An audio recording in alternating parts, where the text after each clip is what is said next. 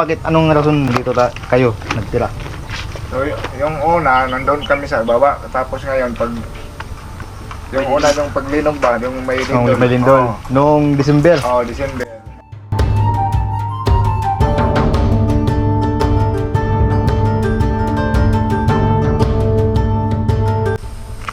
Good morning, panibagong araw, panibagong vlog na naman. Itong kinatayuan ko ngayon ay ito ang Barangay Kabakungan. Biyahe tayo siguro mga halos higit isang oras para marating natin yung pupuntahan natin. Dito sa bahaging ito ng lugar na ito ay makikita mo may mga magagandang kita mo naman yung mga bukirin. Sobrang haba, kagandang tingnan. Buti na lang ay sumang-ayon yung panahon ngayon, medyo mainit lang, so mas mabuti na to dahil rough road yung dadaanan natin, medyo masukal. Mas maigi na dry yung daan. So tara, let's go. Mas maganda na yung hindi maulan dahil talagang mas mahirapan tayong pasukin tong lugar na to. Dito sira yung daan. Naku po. Okay. Ako, grabe talaga.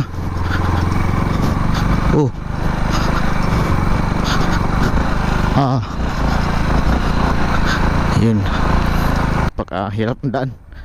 Yun, kita mo yun. Uy, grabe kanal na yan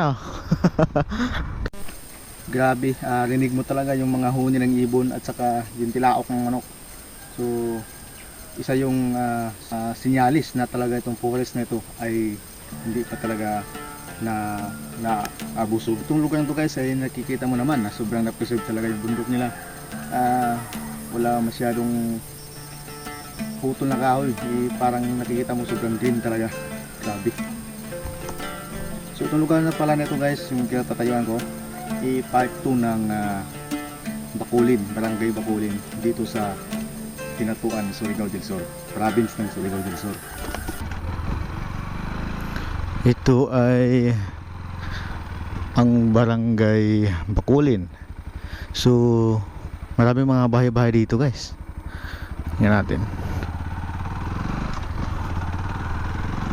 Mga maliliit na kubo.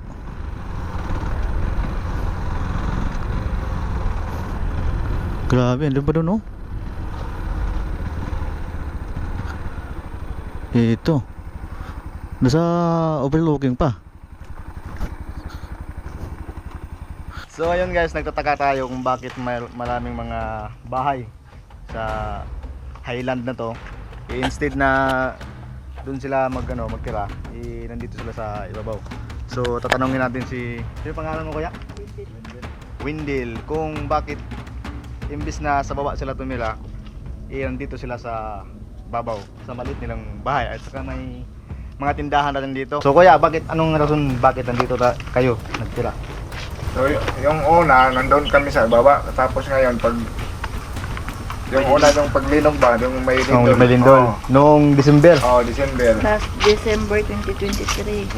Last year, December 2023. Kasi ngayon, December na 2024. So last year, naglindol dito sa Barangay Bacolin. So yun pala yung rason bakit nandito sila sa ibabaw. Bakit ayaw dito sa baba? Bakit dito kayo sa ibabaw? Kasi yung mga bahay na maliit. mga bahay. Yung sa baba kasi dapit ng dagat. Sa gilid ng dagat. So prone siya ng So mas maigi na nandito sila sa ibabaw dahil makikita na ng dagat kung lalaki o hindi. Saka yung kasagsagan ng lindol na yon nung December ay isang buwan. Isang buwan ba yon?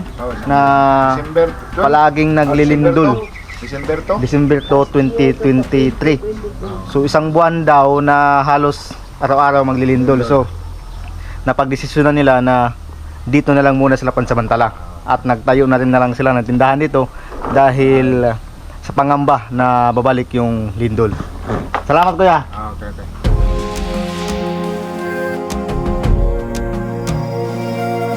Yung nakausap natin si Kuya Windel, sabi niya mas maigi na dito sila tumira pansamantala dahil yung bahay nila doon is prone to landslide at saka mas maigi na dito dahil itong lupa na to is limestone. So hindi siya madaling magka-landslide. And so mas maigi na gumawa sila ng ganitong kalaking mga bahay na gawa sa kahoy, dahil hindi naman directly na natutumba itong mga ganitong bahay, saka maliit din. So yun yung rason na bakit nandito sila tumira. So ito na yung port mismo ng sinasabing white sand, na mismo sa gitna ng dagat yung white sand. Ito na, I love a missing sand.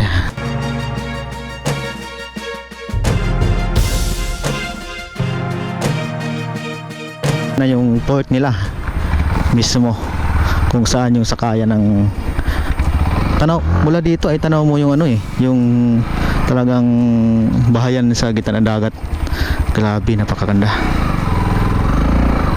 So ito na yung sinasabi ko kanina na Amazing Sand, yung resort na pansamantalang nag-close. So baka daw by next month, so December ngayon 2024, baka January by 2025 mag-open na itong Amazing Sand. Napakaganda lang dito guys, dahil kung pwede kang matulog dito at mag-overnight mismo sa daungan ng pampot, kung saan yung sakayan ng pampot papunta ng white sand, mayroon silang accommodation dito, may homestay. So ngayon lang pansamat na lang nag-close dahil may kailangan ng mga papel daw na comply. So baka by next month, by December, by January mag-open na to. Yun, kasagsagan ng panahon na open ito ay talagang dinarayo itong lugar dahil nga sa tanyag na kagandahan ito. Dahil kung makikita nyo yung bahay na yun, yung mga bahay sa gitna ng dagat, iyon yung mismong tinatawag nilang Amazing Sand, dahil sa gitna ng dagat mayroong sandbar, at saka at the same time mayroon ding mga cottages. So napakagandang istambayan doon at saka mag-overnight. Kanina habang in-interview natin si Kuya, may sinasabi siya na overlooking sa daan na ito, kaya pupuntahan natin, titingnan natin kung gaano ba talaga kaganda, dahil sabi niya kanina sobrang ganda daw dahil overlooking. So hindi pa tayo sa mismong tuktok ng sinasabi niya, talagang masasabi mo na talaga na overlooking, dahil nga kita mo na yung karagatan. Grabe. So yung sinasabi ko kanina na white sand na sandbar sa gitna ng dagat ay tanaw mo dito. Ayun, grabe. So makikita mo dito na talaga namang nakamangha-mangha yung lugar.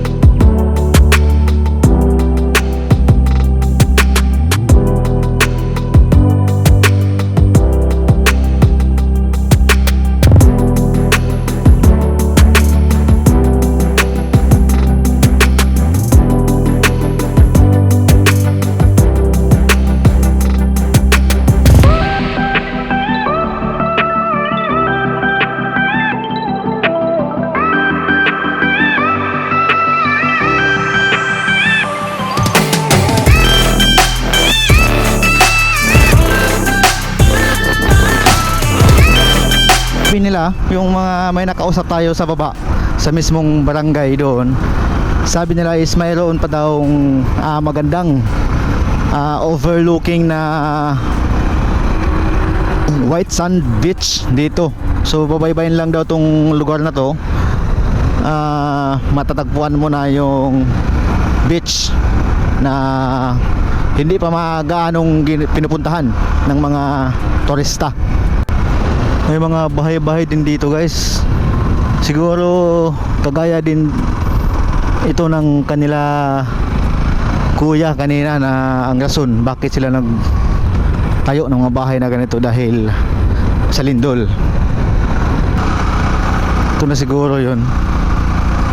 Hindi ko kasi kapsado yung lugar dito. Ay, putol yung kalsada. Putol yung kalsada dito. Ito na siguro yun. Grabe ang tarik. Ay, ito na nga yun, guys. Ito na nga yun. So ito yung nanatnan natin dito, guys. Overlooking nga siya. Tugma naman sa sinabi ni Kuya kanina na may maganda ditong spot na napaka liit pa ng mga tao na pumupunta dito. Overlooking naman siya talaga, at saka diretso na open sea.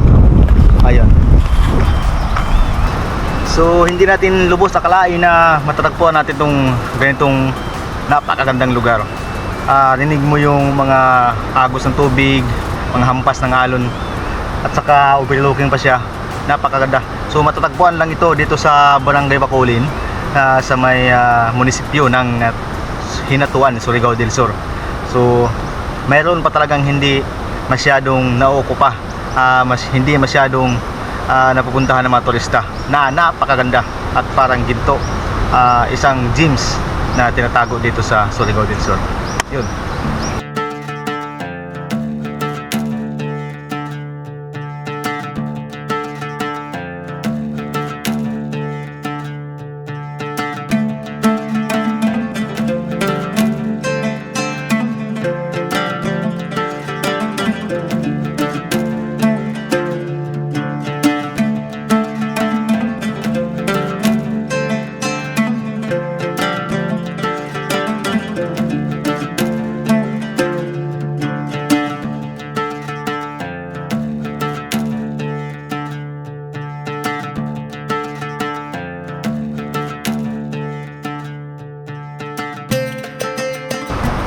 So habang nagpapalipad nga tayo ng drone kanina, may tao na lumapit sa atin dito, isang tao.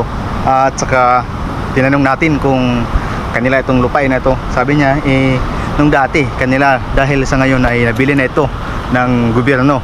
So makikita nyo naman, pakas pa sa mga lupang ito na bagong giba, dahil under for construction ito ngayon, at isang napakagandang lugar na kailangan i-develop dahil napakagandang beach, at saka malinaw yung tubig, napakaganda na tanawin. So yun guys, hanggang dito lang tayo, at sana suportahan nyo ako. Kung nagustuhan nyo itong vlog ko, at paki-hit ang notification bell at paki-like na rin, at maraming salamat sa inyo lahat. Bye bye!